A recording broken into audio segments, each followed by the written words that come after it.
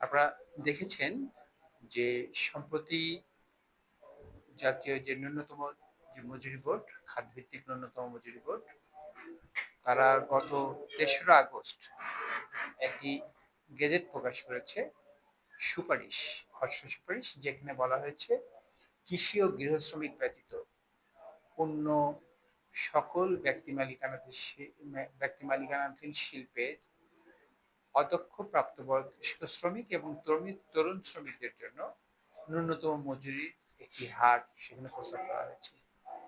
সেখানে যারা প্রাপ্তবয়স্ক শ্রমিক তাদের মজুরিটি করা হয়েছে ৪,৩৩০ টাকা, যা সর্বসাকুল্যে ৭,০০২ টাকা, এবং যেখানে তরুণ শ্রমিক তাদের ৪,০৫০ টাকা, যেটি সর্বসাকুল্যে ৬,৫৫০ টাকা।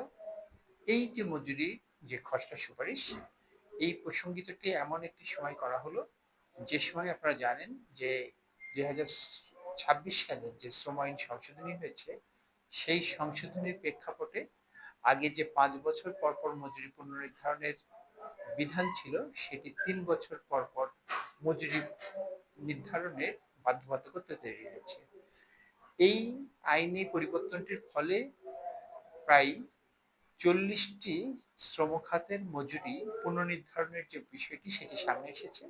তার মধ্যে ১৩টি খাত এখনই তাদের যে শ্রমিক মজুরি পুনর্নির্ধারণের জন্য মজুরি বোর্ড পুনর্গঠনের বাধ্যবাধকতার জায়গা তৈরি হয়েছে। ঠিক সেরকম একটি অবস্থায় যে সময় জাতীয় শ্রমিক আন্দোলন জাতীয় ন্যূনতম মজুরি ৩০,০০০ টাকা নির্ধারণের দাবি করছে, এবং জাতীয় শ্রমিক আন্দোলনের এই যে দাবি, সেই দাবির যৌক্তিকতা প্রমাণিত হয়েছে সরকার সম্প্রতি যে পে স্কেল ঘোষণা করেছে, পে স্কেলের যে সুপারিশ এসেছে তার মধ্যে দিয়ে।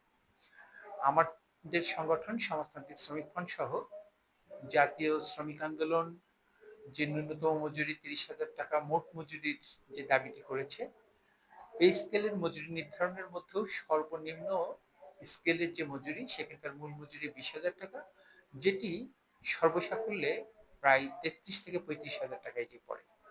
ফলে আমরা বলতে চাই যে একটি ন্যায়ভিত্তিক রাষ্ট্র কাঠামো তৈরি করতে হলে বাংলাদেশের যে অর্থনীতি, সেই অর্থনীতির ভিত্তি হচ্ছে শ্রম।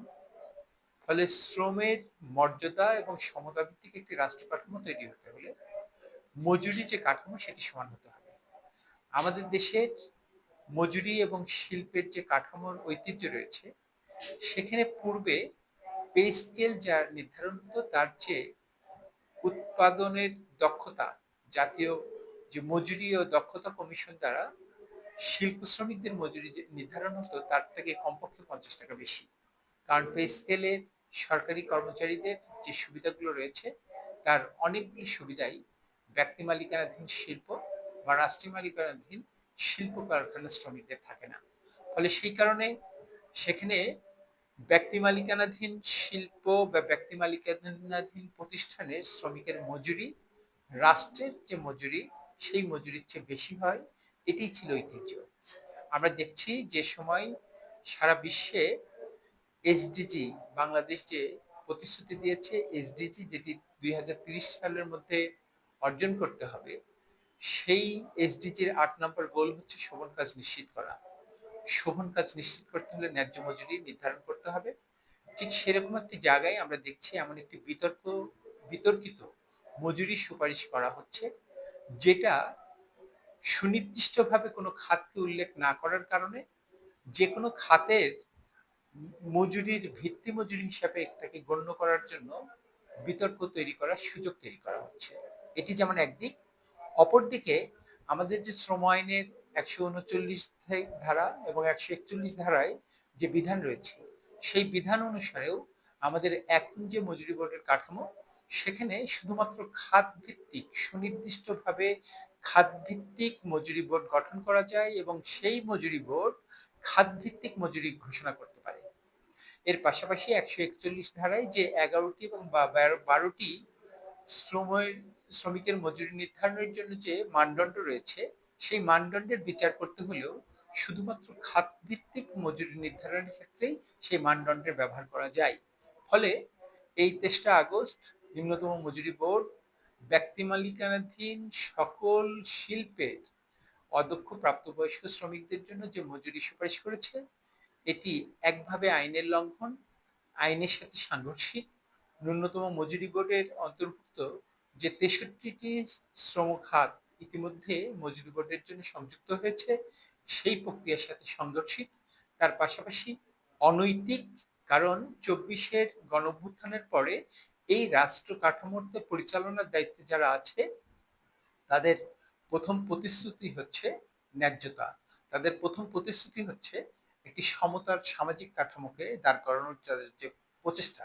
ফলে সেই জায়গা থেকে এখন মজুরিকে বৃদ্ধির পরিবর্তে সামাজিক শ্রমিকের সামাজিক নিরাপত্তা ক্ষেত্রগুলোকে প্রসারিত করার পরিবর্তে সেটাকে সংকুচিত করার যে কোনো চক্রান্তই হচ্ছে, যে কোনো অপচেষ্টাই হচ্ছে অনৈতিক এবং অযৌক্তিক। আমরা এই ধরনের পদক্ষেপের বিরোধিতা করি।